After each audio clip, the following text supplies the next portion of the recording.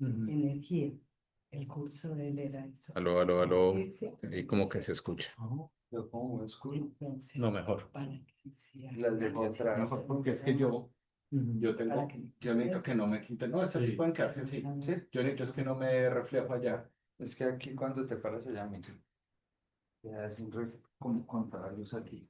Y entonces, ¿por qué no cerramos? Sí, cerramos esa también. Entonces,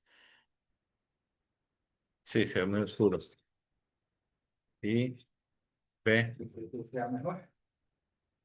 Ahí queda muy bien. Y esta también, No es necesario. ¿no? Bueno, Encuadrar, ajustar fondo y efectos, dirección, filtro de video. Bueno, listo. Y pues, a ver, hacemos una cosa aquí.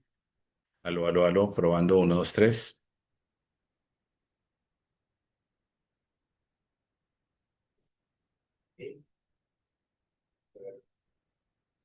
Bueno, ¿Qué dice? entraste a.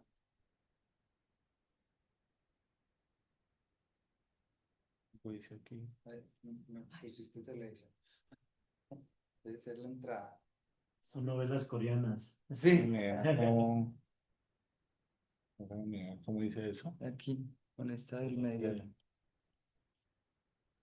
No, porque aquí entraste y con la del medio, esta del medio. Esta Ah, sí, aquí sí. aquí, sí. apagar y volver a empezar. No, ahora quedó. Yo espero aquí. Vamos ahí, será. Sí, ahí se abrió una cosa. Ese.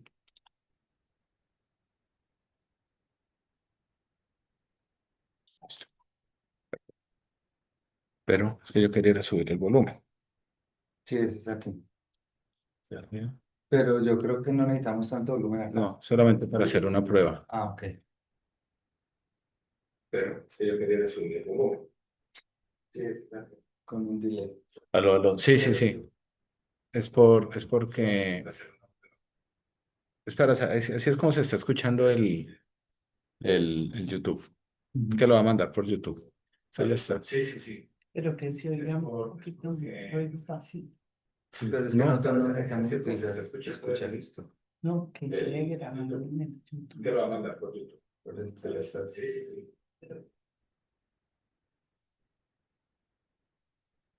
Y esto lo pongo en silencio, ¿verdad? Solo para probar. Acá tenemos el estudio, pero aquí está el asunto y lo que vamos a hacer es compartir esto.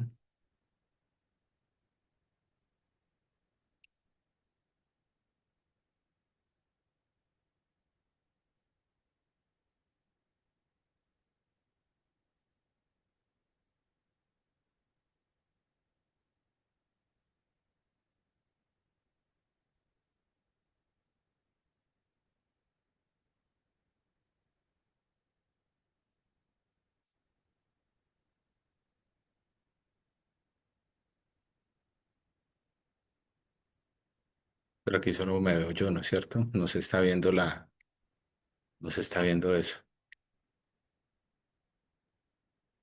Camilo Younes dice, Es que yo necesito, y eso es por acá.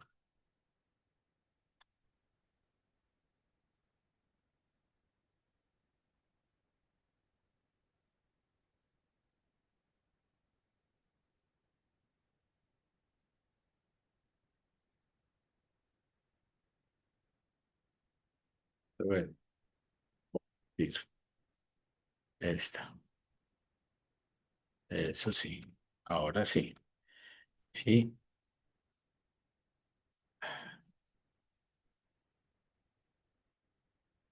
ahora sí. Y aquí se ve la cámara. Perfecto. La cámara, además, hacia allá. Que no se vea esa. Sí. Bien. Y ahora aquí ya me veo yo ahí. Y esta cosa toca.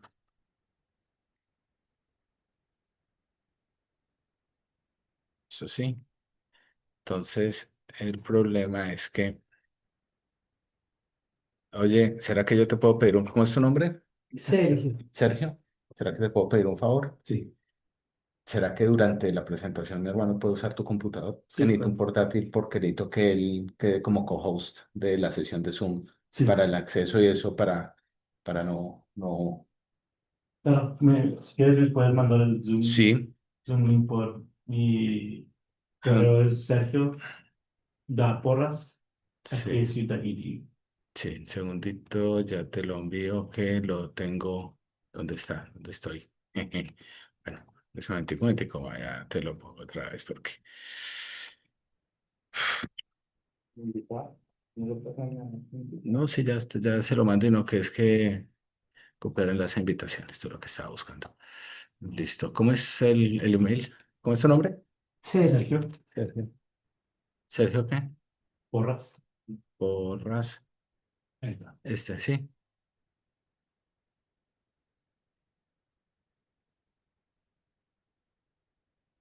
Listo.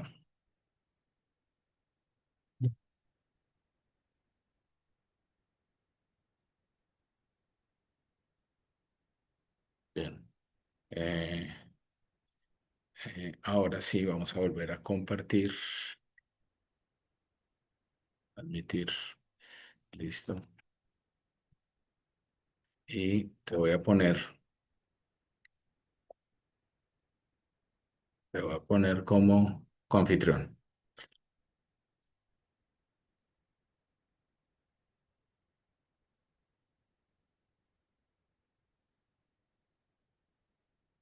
Listo.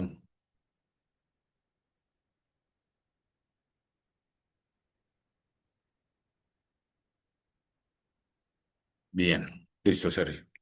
Es, qué pena, me da pena, es que dejamos el otro portátil. Sí, pero ¿Y qué es lo que Lista. necesitas aquí? Tú tienes que ir dando a admitir a la gente y así no, así no, claro que me va a tocar. A veces te salen notificaciones, te dicen alguien quiere entrar al Tú le dices grupo. aquí en Sí, uno tiene que participante, estar aquí ahí abriendo y empiezan empiezan eso, a salir. eso. No lo tienes que aceptar. Y, Que sí, que sí, que sí. sí.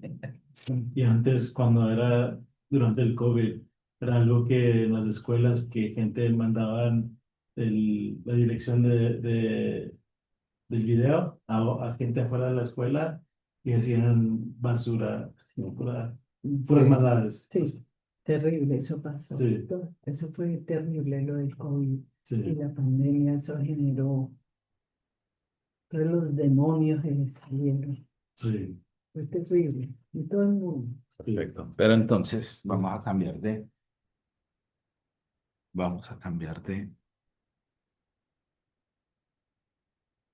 para yo mismo pasar. Toma, madre. Gracias, mi amor.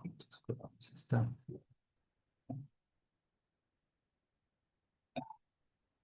¿Cuántas personas estamos esperando? Físicamente, digo. 12. Aún veo. Bueno, es que todavía faltan casi 20 minutos. ¿Por qué? ¿Dónde está? Sí. Terminas ahorita, este es el último, este semestre es tu último. Ujú. O sea que ya te vas a pasar verano en Texas. Ya no vuelves por acá. Y el güey ahorita está estudiando para el bar. Ah, ok. Bueno, es el bar en Ah, es que Northside esto sería que tomamos, pero a lo mejor voy a practicar en Texas primero. Ujú. Pero también Es tengo el que, examen, ¿no? sí, el examen. Porque ya tomé el examen de éticas, Ujú. el examen profesional para abogados. No sé si lo pasé todavía. No nos dicen, tengo que esperar 4 semanas. Ok. A ver cómo ¿Cuántos son? ¿Cuántos exámenes son? 2 exámenes. Dos. Ujú. El que estás preparándote sería cuándo? En julio. Entonces, estoy estudiando para mis clases y luego para... Para el examen. Ujú. Y lo presentas aquí. O lo puedes presentar en Texas. Lo voy a tomar en Texas, pero no me dicen en cuál ciudad. Ok, Te dicen, demandan en cualquier ciudad. ok. Ah, Pero bueno, mejor en Texas que... Si Sí. que estás en aquí en Texas, mejor cualquier en Texas que ciudad. acá. Ujú. Porque desplazarse es más Qué fácil problema allá. ir al baño. Está ahorita, pues, Baños al fondo, creo que sí, era salir. al fondo por aquí mismo. Tiene que ir al baño.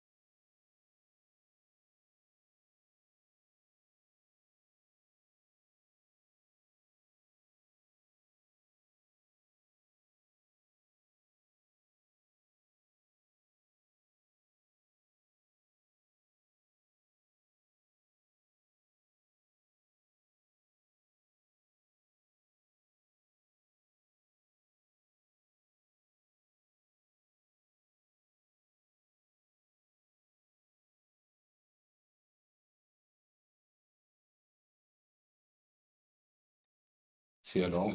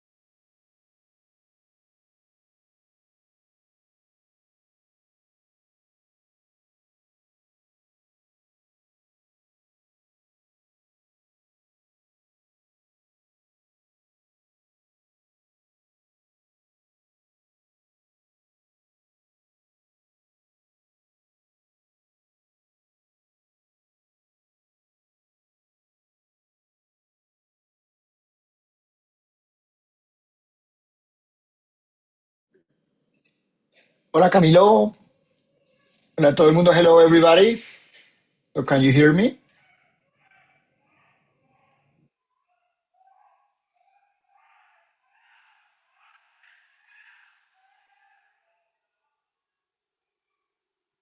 Hi Camilo, can you hear me? Hi Camilo, can you hear me?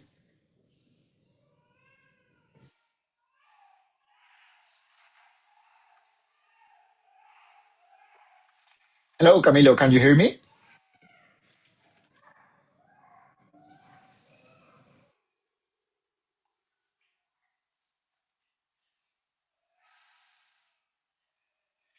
Hi Camilo, can you hear me?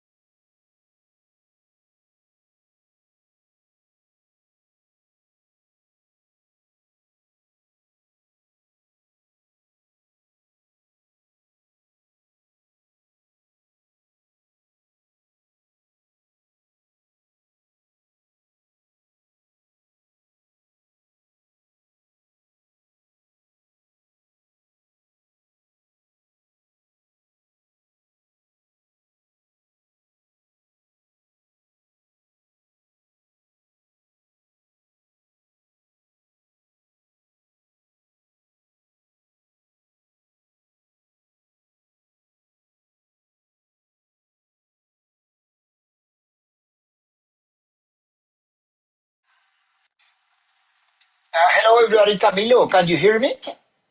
Camilo. Camilo cannot hear me.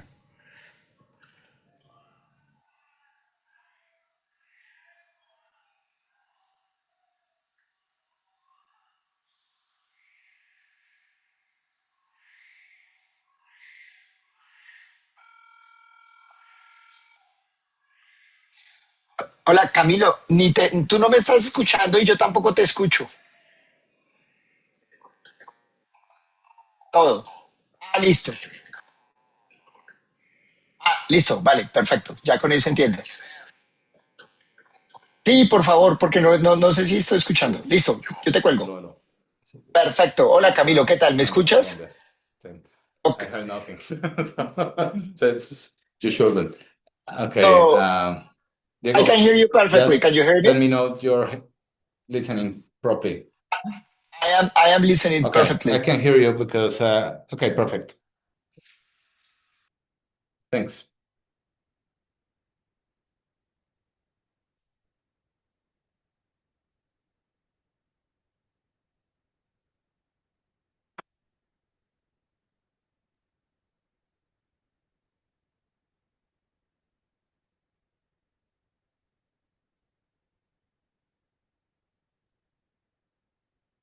Voy a conectarlo fue constante. Constante. Dije, aquí está.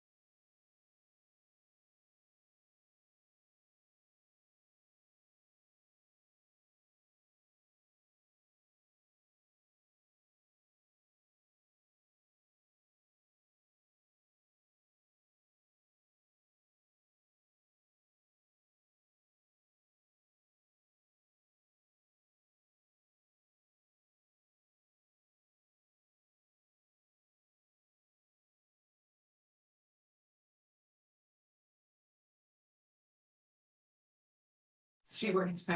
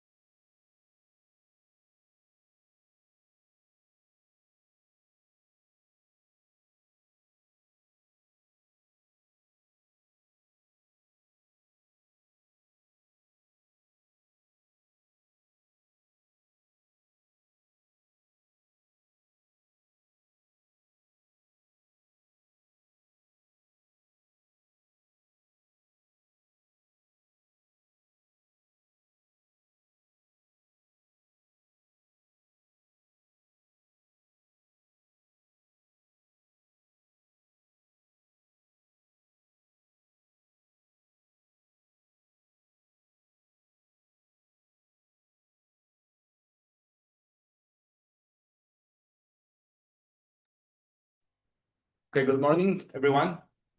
Thank you very much for joining us today in presence and remotely for this that is kind of a final presentation of my research here as part of my sabbatical year.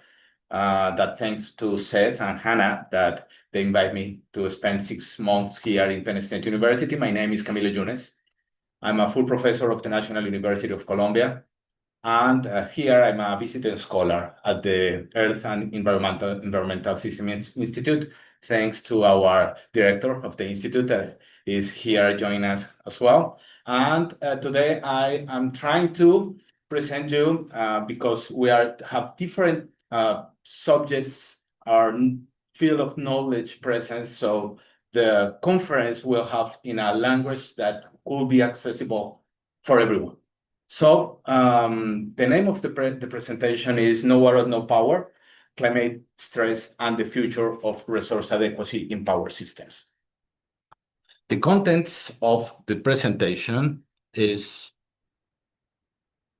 this one. First, I will present you briefly what Web Nexus is, the water, energy, and food nexus. That is part of my research and the reason of my presence here in Penn State University. I work with Ciela Maximova and Christopher Scott, that they're in charge of the Web Nexus Alliance. I will present that later. Then it is necessary to talk about climate and how climate serves as a system driver for electric power systems. Then, a brief explanation of how water and energy interacts in practice regarding electric power systems. And of course, I need to talk about my country, Colombia. And Colombia is a living laboratory, especially regarding energy and water usage. A changing demand landscape, because demand is changing, and this is part of resource adequacy framework and how need to be changed. So we need to define what resource adequacy is, how are we rethinking adequacy, and at the end, implication and future direction. Don't be worried, it seems a lot, but it will be not more than 45 minutes. So before you get started, Camilo, it looks like there were people coming in the waiting room. Is there somebody to let them in? Yeah, here there is a co-host. Also, one person wandering around. Please go ahead, I'm going to go find her. Okay, Hannah, thank you very much. You lost people. Okay, let's keep talking about WebNext context. So why energy cannot be understood alone? Not only energy, but we need to talk about water and food also. So what happens if we want to talk about energy, water, and what happens when water and energy collide? Electricity systems depend on water, of course, especially in some regions, like in Colombia or in the western of the United States. And climate, that's a basic truth that we just need to understand, at least as a common knowledge here, that climate variability exists and is reshaping both electricity and water usage. Interdependence of electricity and water and food, of course, is no longer optional, it's mandatory. Why? Because as you can see in the picture of the right side, food security, energy security, water supply, you need to talk, when you talk about water, you need to talk about food and energy and vice versa, all the way. So, especially food systems, always you will need water and energy, so you cannot talk about those dimensions independently. You need to talk about in those dimensions in the context of a whole system. What we did with our colleagues here at Penn State University about 4 or 5 years ago, we create an alliance with 3 University of Colombia, Tadeo University, Javeriana University, and the National University of Colombia, and the Stockholm Environmental Institute for Latin America that is based on Colombia. We create that collaboration, that alliance, that is focused on water, energy, and food systems, but especially connecting research policy and communities. And at the end, trying to see how can we advance climate resilience and sustainability. That was our main goals, and part of that was the background of my research here in Penn State University, especially because how can we move more focus on energy and energy policy and energy regulation, but as a part of the WebNext Alliance. Well, let's talk about climate and climate as a system driver for electric power system especially. What you can see in the picture of the right, that's a real picture of this really strong winter we had this year here in the United States. And as what you can see there is distribution lines very, very affected by, especially for icing, you know? So electric power reliability is facing a lot of problems, especially for that kind of climate events. So power systems were designed originally on their climate assumptions, like they were stable. They were not facing extreme events, not because it doesn't exist, that because it were so rare. What is happening now, that is an increasing variability and extreme weather that is challenging those assumptions. So planning, especially regarding electric power systems, now are facing not only that kind of assumptions, but non-stationary conditions. So we have 2 different phases of climate risk. On one hand, we have climate variability, kind of meteorological phenomena like El Niño Southern Oscillation, that it's recurring patterns every year or interannual. On the other hand, we have extreme events that are low probable, but they have really high impact, like winter storms, heat waves, and severe droughts. This kind of climate variability affects water availability and, of course, hydropower systems. The extreme events simultaneously stress not only supply, but demand, and it's one of the most important aspects here. So we create with climate variability, prolonged system stress, but with extreme events, we cause abrupt systems disruptions. I won't focus a lot here, but this is a graph for the last 35 years of El Niño and La Niña phenomena worldwide and in the Pacific Ocean, as if you know a little bit of this phenomena. But the most important is we have some sharp peaks. When it rises above zero on the y-axis, it's El Niño. And how sharp is it? The stronger the Niño is. And if it goes down, it's La Niña phenomena. Just see the last one peak between 2023, 2024. This was not the strongest, but it was very strong. And what we have in Colombia, for instance, that it's a real picture on the right 2 years ago. This is a reservoir of water for the main city, the capital, Bogota. There's 10 million people in inhabitants in Bogota. So we were very, very close for a shortage of water and energy supply in Colombia by this time. So, and especially because, as we will see later, electricity matrix in Colombia is very high dependence on hydropower systems.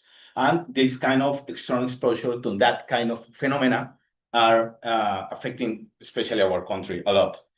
But water availability directly affects hydropower systems, especially our generation capacity.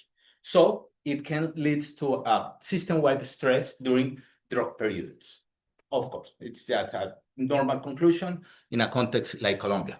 But when you have extreme events, that is a real picture here in the United States, a tornado close to a wind turbine. So we can be affected also for extreme events that are every day are more intense. So power systems are facing that kind of low probability events every day more frequently and with higher impacts.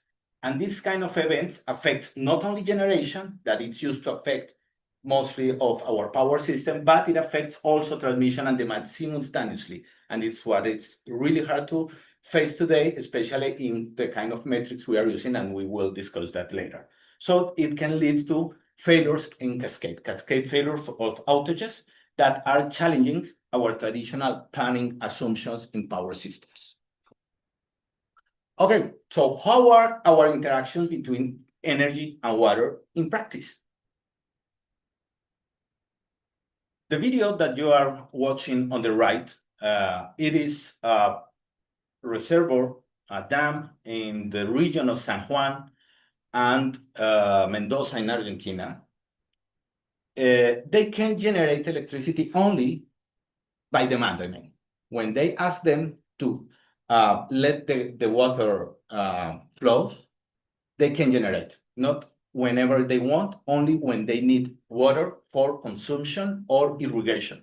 So hydropower plants in a lot of regions in the world, it's not basically the case in Colombia, but in a lot of regions in the world, depends directly on availability.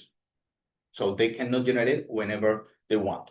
And thermal generation also can be affected, especially for cooling. So our water system depends on energy. Then for the uses of this water, for pumping, treatment, and distribution mainly. So you need to let the water runs, but you need to use the generation also downwards to use that electricity for irrigation, for instance. That can be better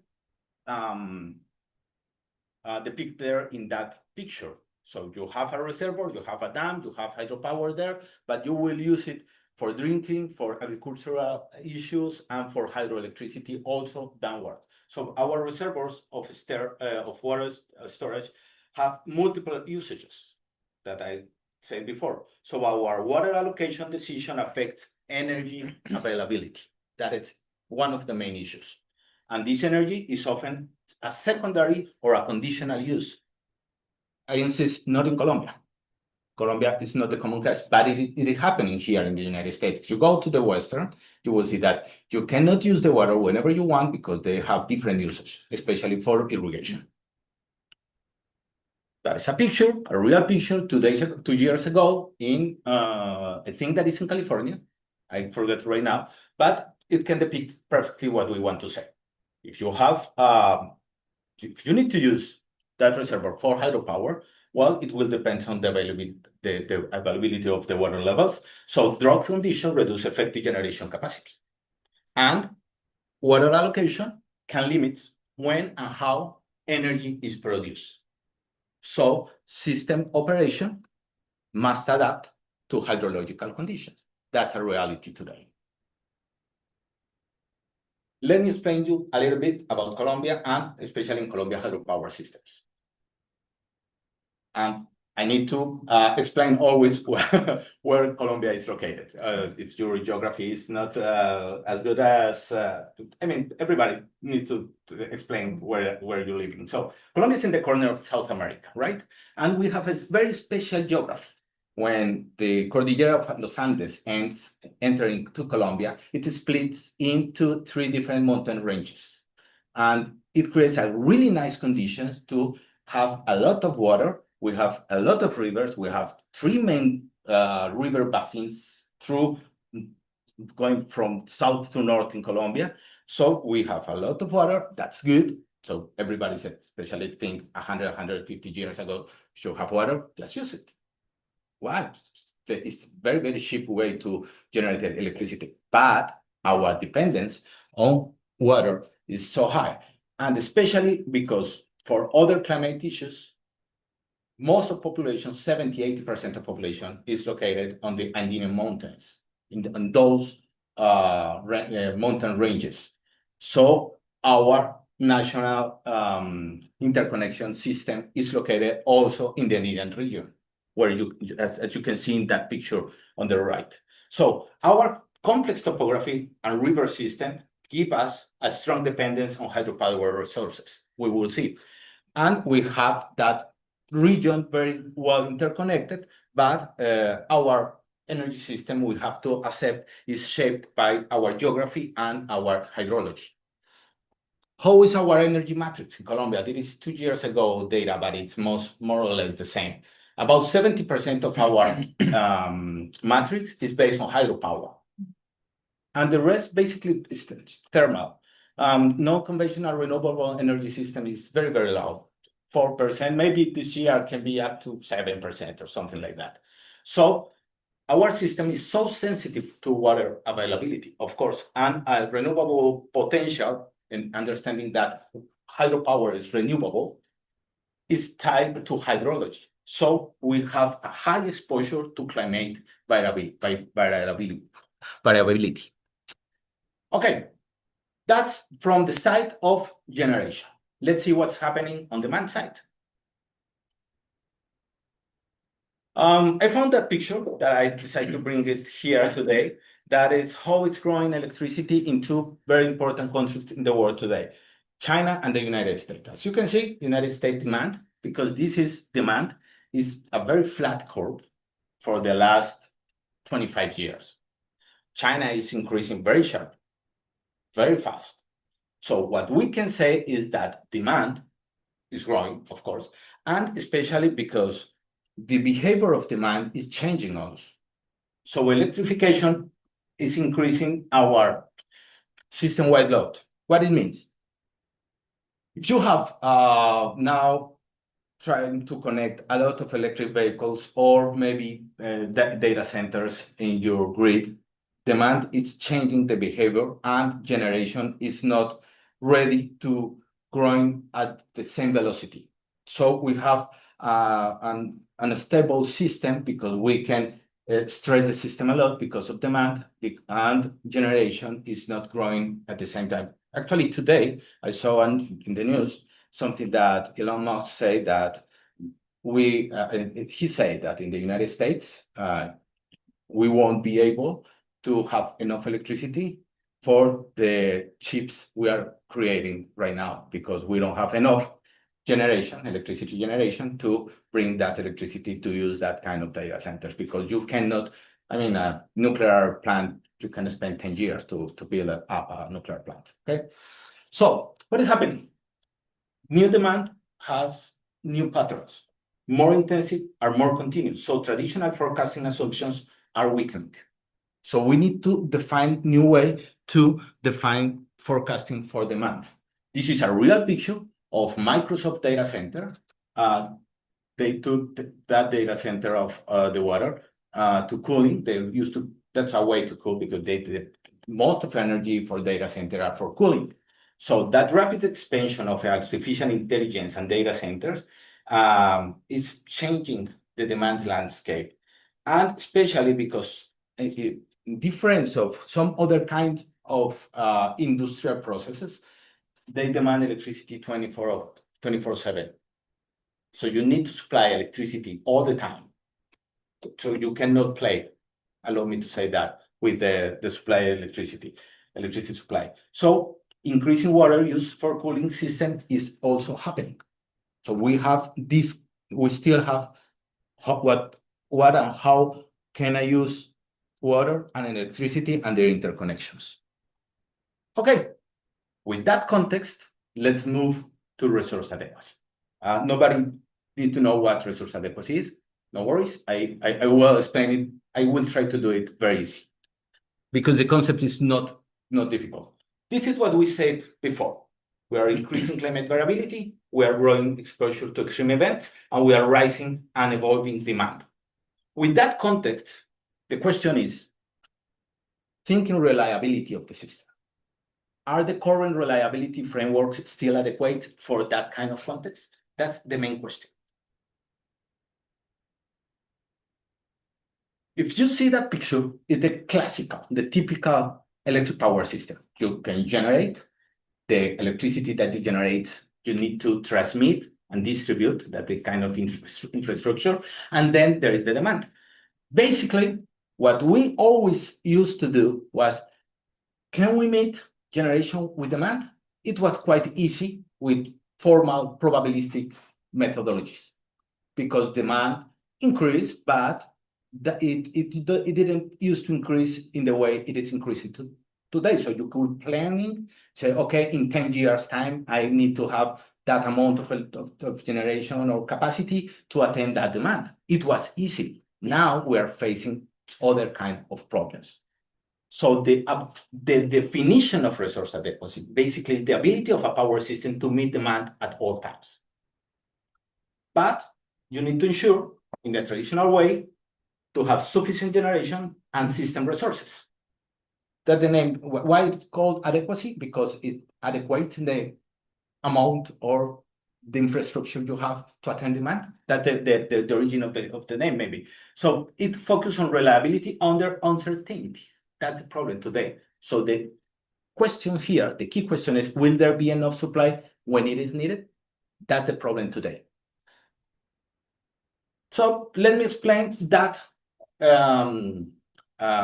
concept with one of the most famous benchmarks or parameters that we are using, that is called loss of load expectation. Think that you have a probabilistic curve of demand and you have a probabilistic curve of supply. If you have a lot of demand that is in the tail of that curve, and you don't have enough supply where those curves intersect, under this curve is what we call loss of load expectation. And you could play with that probabilistic curves quite easy in the past. That kind measures only expect the frequency of supply shortfalls. That's a problem of frequency. We will see that is the main problem today. And the basic standard that Hannah gave me a really important lecture to understand where this benchmark come from, because nobody knows that. But basically everybody accept because it's easy to understand. I can accept as my risk level 1 day in 10 years, but it's frequency. Or 0.1 day a year. But it's focused on probability because it's a frequency. It's not the severity or duration of the problem. So how often do you expect that you can find a shortage in your system? 1 day in 10 years. But how long does it stand along? Or how severe is the phenomenon? You cannot measure that with that parameter. So what we decide here with Hannah and Seth is, why don't we rethink adequacy? Can we move toward that direction? Because we know that the people involved in that kind of industry are very aware of that. Okay, what can we do? See the picture on the right. What we have there is exactly the same picture I showed you before, the classical electric power system. Generation, your infrastructure, your network and demand, but now affected by different kind of risks. Let's talk about risks. You can have heat waves, you can have flood, you can have droughts, you can have severe winter storms, and you even have demand changing their behavior. That is another kind of risk. So the traditional metrics, remember, assume stable system conditions. Now, in power systems, we are facing climate variability, extreme events, water constraints, and new demand patterns. And all these are correlated and are not stationary. So we need to try to move in our definition of adequacy into some other kind of concept that could involve that kind of situation. So we have seen so far that we have structural gaps. Now, what kind of gaps? First, climate, because we are treating climate as a static problem, assuming historical conditions and ignoring non-stationary issues.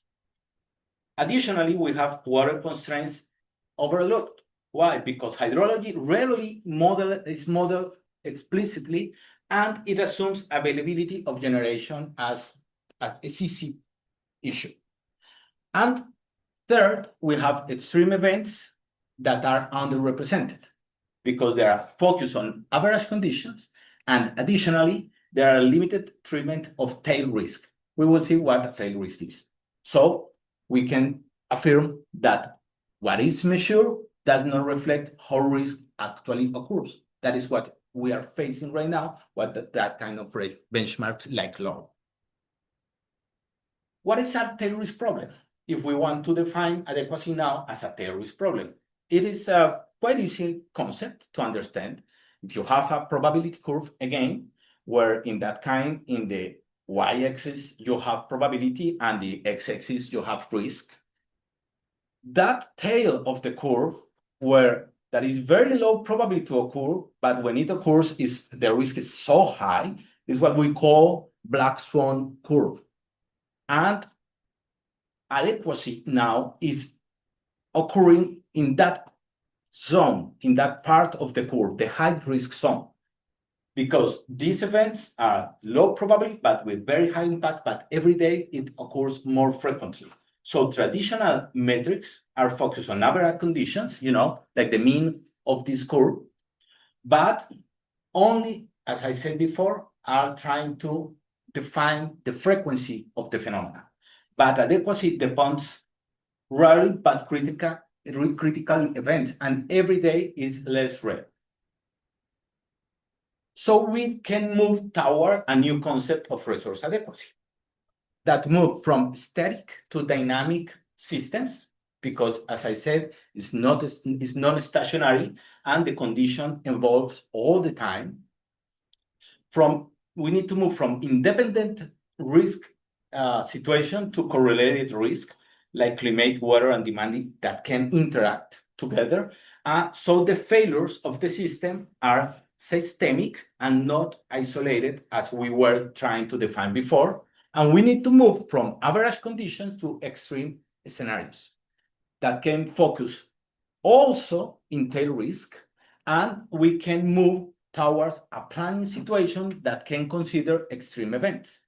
So adequacy now must be reframed as a problem of dynamic, correlated, and extreme risk.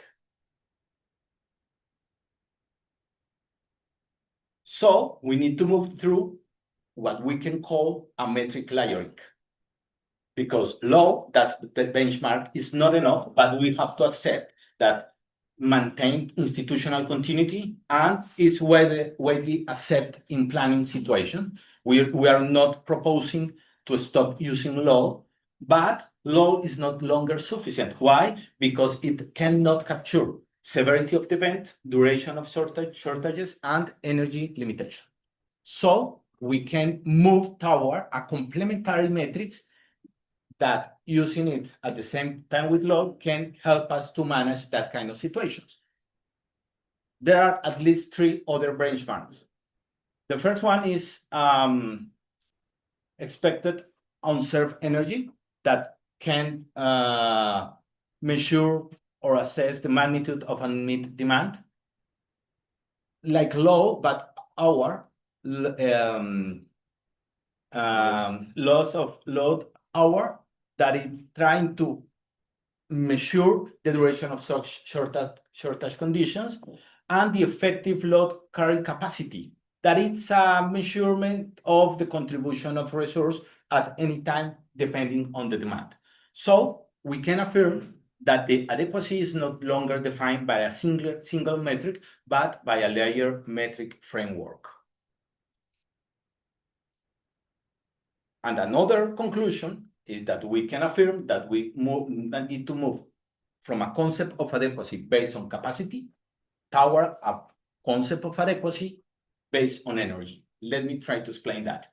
Traditional paradigm of adequacy is that if I have enough installed capacity, I can attend demand. Now we know that it's changing that concept. So that is the concept of capacity. Now I need to be sure also that I have enough energy at any time to attend demand. Not only the capacity. Let me explain with a very short example.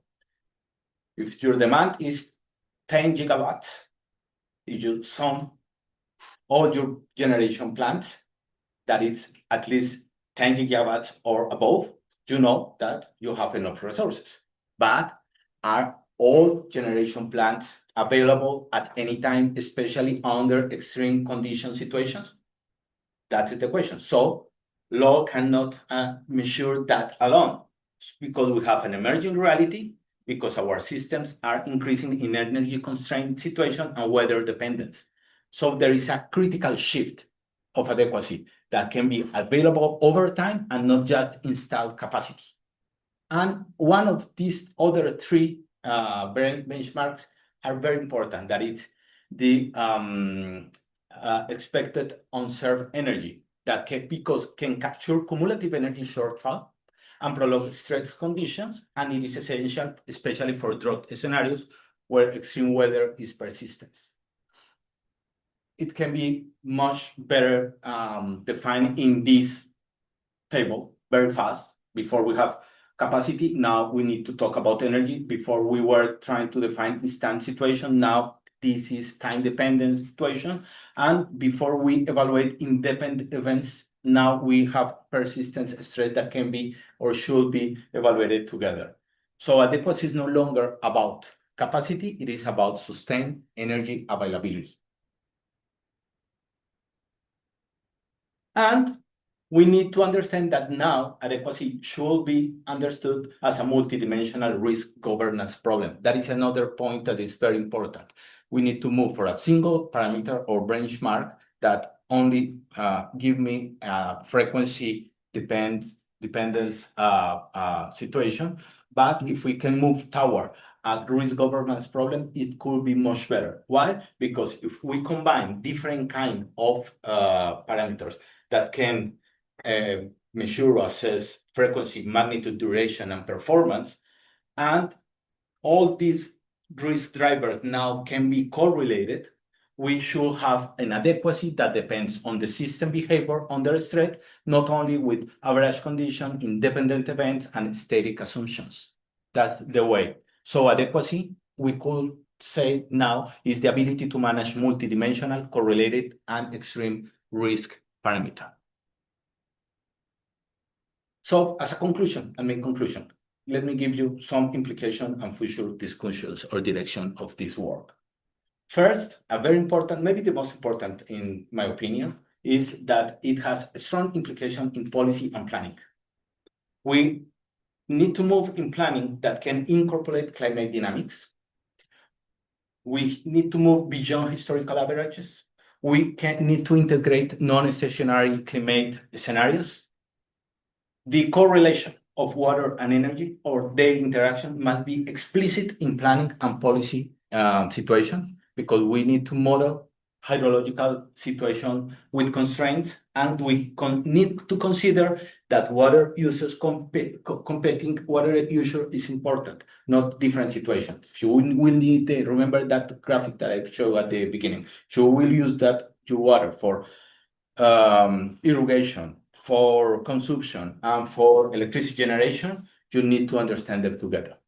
So planning frameworks now, so adequacy metrics need to complement with severity events, duration of shortages, and system resiliency indicators. So planning frameworks must reflect how risk actually manifests. So it's a risk management problem. This is a real picture on the right. California also, if I'm not wrong, recently this year, that it's just to show you that water constrained systems is a problem, especially if hydropower generation depends on water availability. So higher hydropower dependence is present today, especially in that kind of regions, because the climate variability is growing and we are competing with some other water usages. So we need to integrate water energy modeling, that is a future and very important work, and climate-informed adequacy frameworks. This is the last slide that came to briefly resume everything. If we need to rethink adequacy in a changing world, we need to have power systems that are not longer operating under stable conditions. We need to understand that. Secondly, we need to understand that water, climate, and demand are reshaping system reliability. And third, we need to understand that resource adequacy, that's our main issue, the ability to attend or supply enough electricity for the demand we are facing over the time, must evolve to reflect this reality. So adequacy, we can assure that is no longer about capacity, remember, but it is about managing systemic risk. I am finishing with that, not before of two very important aspects. Firstly, I would like to thank the institutional support of my university, the National University of Colombia, and of course, Penn State University, the Earth and Environmental System Institute. Thank you very much for hosting me this past 6 months. And of course, Penn State Global. Thank you very much. And some colleagues and collaborators said, thank you very much. Hannah, Ciela, Chris, thanks a lot for coming, for inviting me to come here. Also, Stephanie, that I think she couldn't come, and some other colleagues here, Brian, Jose, and Lina, and to all colleagues who made this possible to stay here and develop that short reflection and research that we should continue. But I need to finish with that. 2 days ago, my father-in-law died. So, in his memory. Thank you very much. Yes, I love it.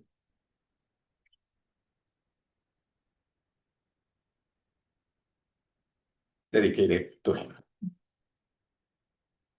Okay, thank you, colleagues. Thank you very much. Thank you to all the people that is attending this presentation remotely. And of course, if you have any question, if the people attending the presentation remotely want to ask something, feel free to write it down in the chat. Or if somebody here has any comments, please. It's my pleasure. It's going to be my pleasure.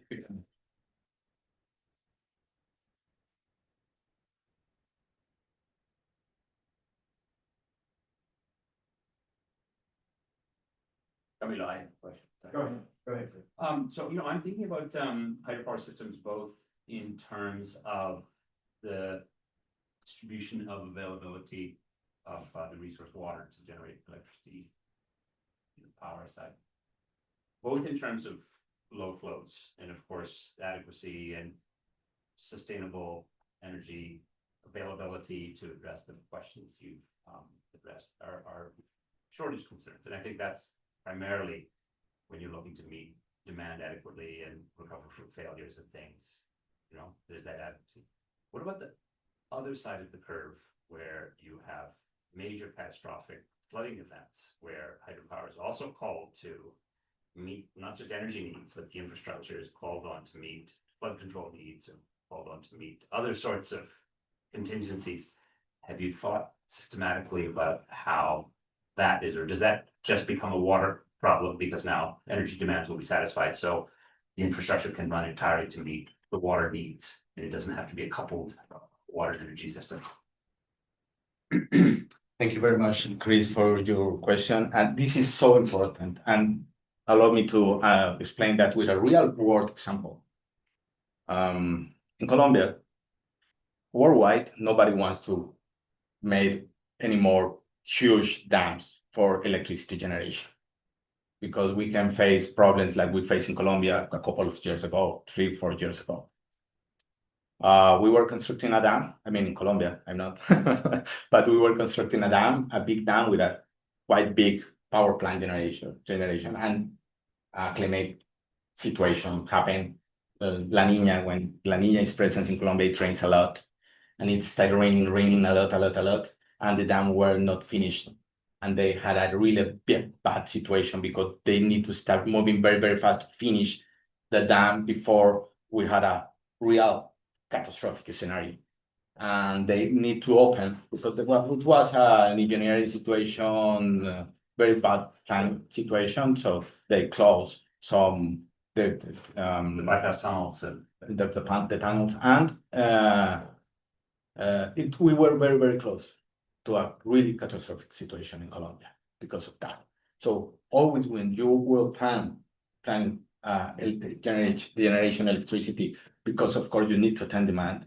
Now you need to understand also climate risk regarding the risk associated with that kind of especially flood situation in any country, because we will be facing every day more intense situations or even more raining situation that can affect a lot what you were designing to work maybe for decades, even a century, as a dam that cannot face what is happening. So yes, that kind of interaction between energy and water issues need to look in both directions, and especially like a big umbrella that can be climate risk. I'm actually there. We have a few questions on the chat. I'm interested to hear from people who haven't been involved with this. I mean, I'm happy to ask a question, but I've also been okay, so absolutely. Thank you very much. Sorry, I will. Lara. Oh, thank you, Lara. Thanks for your comment. She said that as you think about creating a more resilient energy system for Colombia, how might you go about this given the dependence on hydropower? Are there ways to diversify the energy supplies while allowing for more diversified water usage? Yes, definitely. My position on that, Laura, thank you very much for attending my conference, and is that we need to move to kind of electric power system even more resilient. And how can you do it if you are using water? Well, but I will give my explanation. You can use that. I'm friend of using water as a energy resource, but not that kind of big dams. I'm very friend of small, micro, or even pico power plants. You can use in a very friendly, environmental friendly situation, that kind of plants, and you can solve what we call distributed systems today, or distributed generation with that kind of small power plants. So remember that for everybody, I mean, not for Laura, that I'm pretty sure she knows that very well. Water is a renewable energy system, or energy resource. But we can even move power other kind of conventional or non-conventional renewable systems. So what we need to do is to diversify our matrix as much as we can. And We have Santiago who asks, what does it mean in CRES? okay, Santiago, it's non-conventional renewable energy systems. And Stephanie, thank you for your for attending, Stephanie. What can you say are the emerging political obstacles? Oh, sorry. The obstacle to hydropower, and what are the options to address those obstacles? Well, the main barrier for hydropower, I think that is climate risk, basically, because if you want to depend on the hydrological resource, you will face every time more and more climate risk. So one day you can have a big drought, and then you won't have your energy resource available. So if that happens, you will have a shortage and you have outputs in your system. That is what we are trying to avoid always in Colombia, every El Niño phenomenon situation. And the other question that Wilmar, just but there's another thing that the barriers and how can move that? Well, I think that one good way is using small and pico, as I said before, hydropower plants and diversify energy matrix, definitely. So that's the situation. And Wilmar said, thanks for your presentation. It is clear that your analysis is in a big scale and multivariable equation. Do you consider that a new policies in demand management could be to decrease the black swan effect? Yes, absolutely. Always, that's the idea of the policy strategy. What you try to do when you are a policymaker is to affect something. And of course, what we are trying to avoid, that kind of black swan curve with that kind of tail risk. So if you can make that curve sharper, for instance, so your tail risk will change, or if you make it flatter, it will change also. So how can we change that kind of probability risk? We can change that using a kind of a different policymaker strategy. Neil. Hi, Neil. Okay. Okay, this is in Spanish. I will try to translate. Okay. He said that we require an actualization and strengthening of curricular strategy in our electronic department. He said that facing that conclusions and impact presenting the conference, absolutely. If we don't affect our curricula, we are not doing our job properly as professor. So the idea is that all that kind of things that, thanks to the generosity of the Penn State colleagues, help me.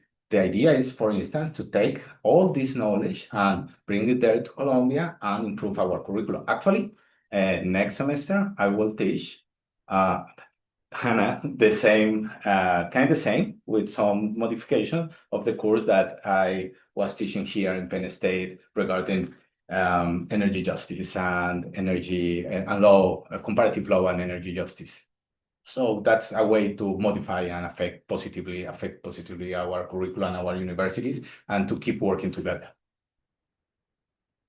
Yes, please. Camilo, I've been I have in my intellectual property courses, I've been doing a little bit of research on intellectual property, and I've been trying to incorporate the water energy food nexus. And I noticed with these data centers and AI, we have like this demand for information. Do you think that the water energy food nexus could be updated like water energy food information nexus? Because that's, I mean, yeah, that's what I've been thinking of incorporating into my Absolutely, paper. we have the expert here on water energy food nexus, but let me, with his permission, I will say that now we are talking about Web Plus. So now because of course, education is another aspect.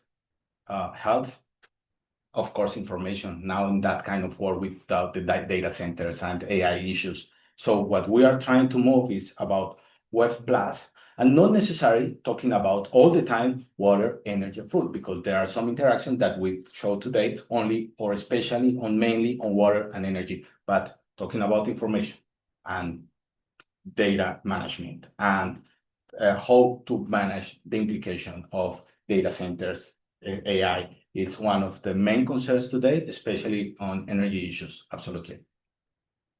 Can I just make a comment briefly that I think the Nexus idea also presumes that there'll be some possibility for intervention management policy change, let's just say in some way on one of those axes. So if it's simply what is the water, energy, or food interactions that allow for data centers to produce, but there's no effort to look at how data itself will be managed or some sort of a policy approach, not necessarily to reduce a footprint or whatever, but if it's just simply what's that impact of water, energy, food interactions on data, I think that's an interesting analysis, but I think internalizing it becomes even more sort of challenging and interesting. Like, is there a policy on data that somehow interacts then with what we're doing with water, energy, food? Specifically like intellectual property law is what I'm researching. So I guess when I look at the water energy food nexus, you have water, which is you have demand for water, you have demand for energy, but you also have the environmental concerns about water, energy, and then you have food, which is also something we demand and the environment, like other species demand, right? And then you have information, which is something like only really humans demand. You don't really think of animals demanding information. So that's where I'm curious as to where intellectual property aligns with as a policy concern as well. Yes, please. Thanks. That was a really nice presentation. I'm kind of the most accessible, well-structured presentations on that topic I've seen, so thank you. One thing that you did not talk about, however, was load prioritization.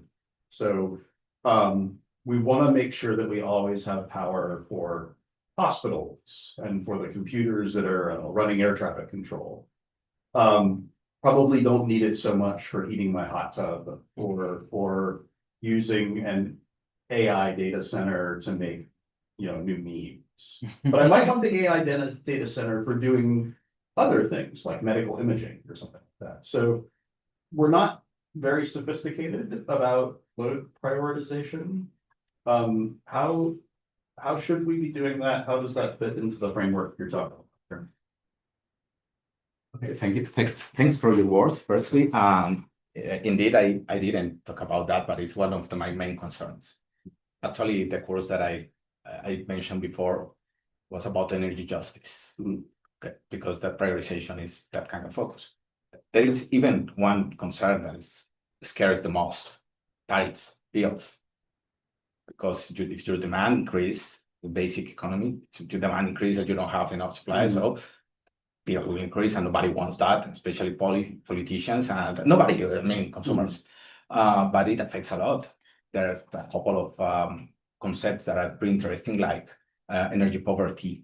That if you can afford that, if it's not not only accessible but affordable, the energy, so it is a big issue. So, and if you focus all your effort trying to get some electricity supply to AI data centers, you not only will increase your bill, but at the end, you will increase poverty situation for people, and you will face health situation, increasing health situation, and some other aspects. So this is a general concept that is so close.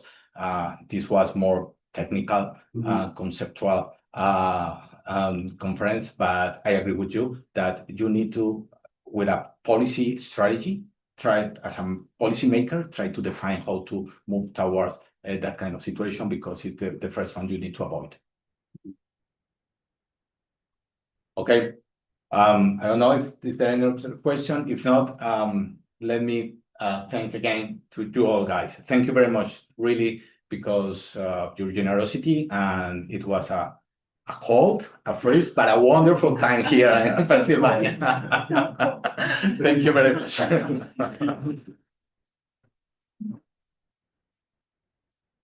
And to everybody there remotely, thank you very much for attending this conference.